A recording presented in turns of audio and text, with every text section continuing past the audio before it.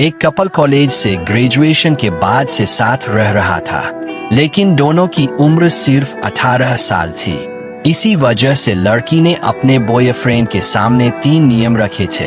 पहला, दोनों साथ रहेंगे, लेकिन वह सीमा पार नहीं करेगा। दूसरा, हर महीने की पूरी सैलरी लड़की को देनी होगी। तीसरा, शादी के लिए 3,80,000 रुपए का इंतजाम करना होगा।